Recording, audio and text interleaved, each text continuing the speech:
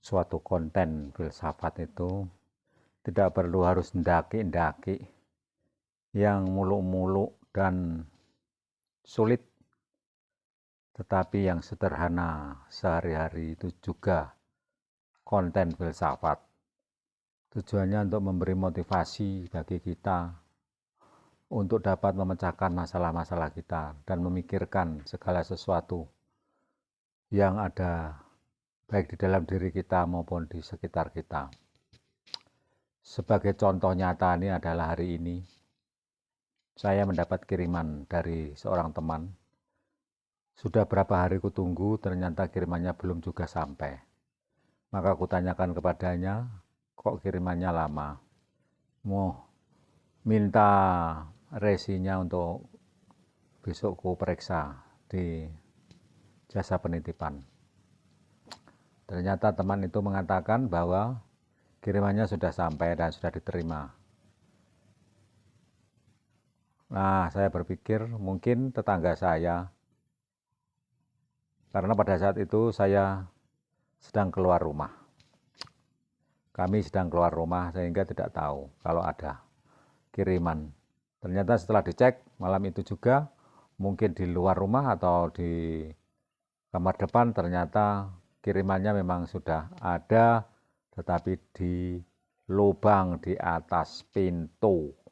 Jadi dengan kemampuan berpikir analitis praktis semacam ini dapat menyelesaikan masalah sehari-hari.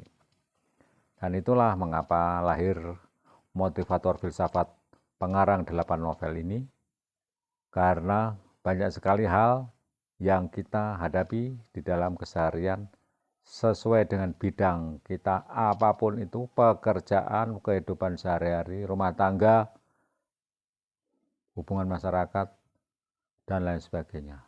Kelahiran filsafat Yunani kuno pada 500 tahun sebelum Masehi memang demikian keadaannya, di mana pemikiran-pemikiran yang muncul mempertanyakan segala sesuatu yang sudah ada pada saat itu.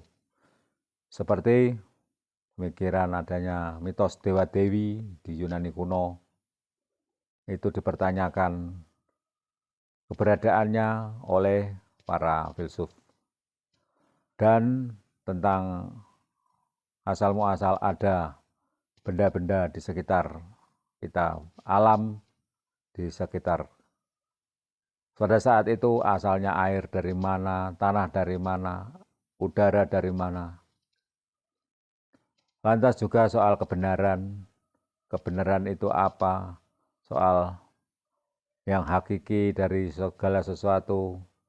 Lantas juga soal kemasyarakatan, hubungan antar masyarakat, penguasaan negara atas rakyat, dan lain sebagainya. Berkembang begitu banyak.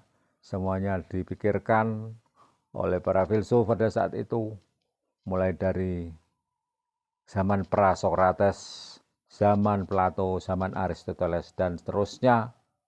Banyak sekali filsafat yang ditelurkan oleh filsuf-filsuf Yunani kuno, dan terus berlanjut sampai datangnya masa kekristenan, di mana semua pemikiran itu dikendalikan oleh gereja, dikenal sebagai abad pertengahan.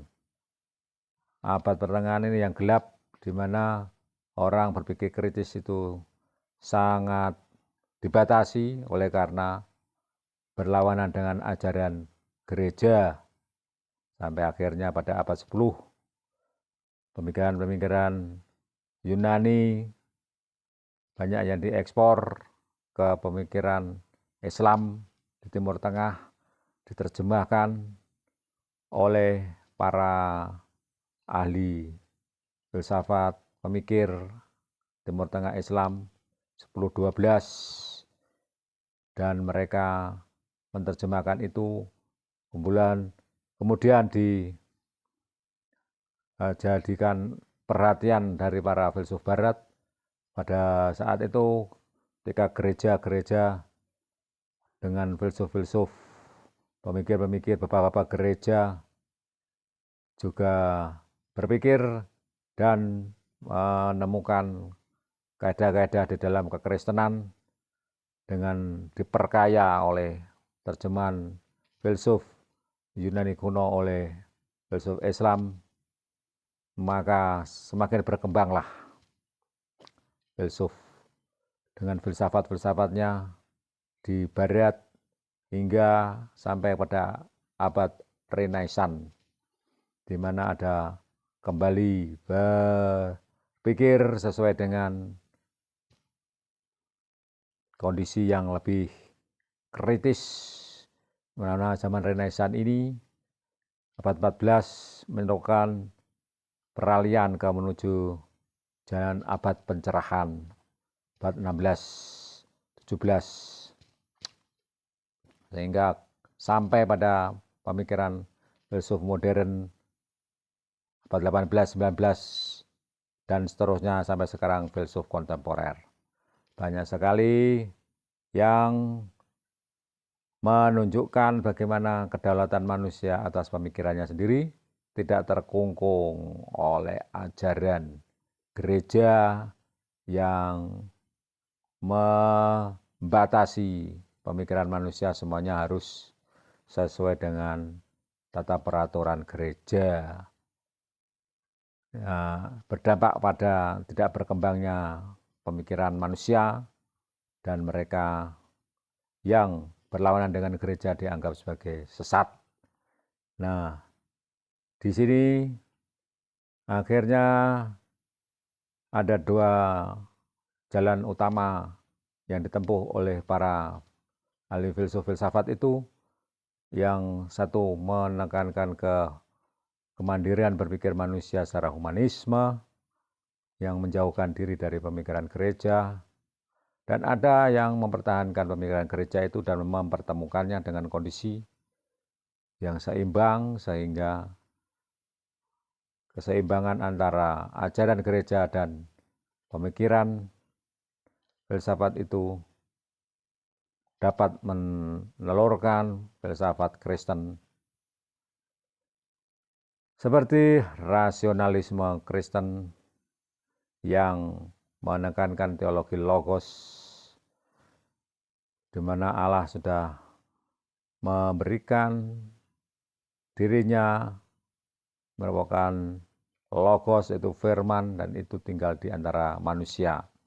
Itu adalah pencerminan dari teologi logos yang merupakan pemikiran Plato yang seakan-akan diadopsi oleh para pemikir Kristen pada masa penulisannya untuk memudahkan pengenalan tentang bagaimana dunia ide yang di atas itu dapat mewujud dalam bentuk materi yang tinggal bersama manusia. Jadi hubungan antara manusia dan Tuhan tidak lagi transendental yang jauh, tetapi juga yang imanen tinggal bersama manusia.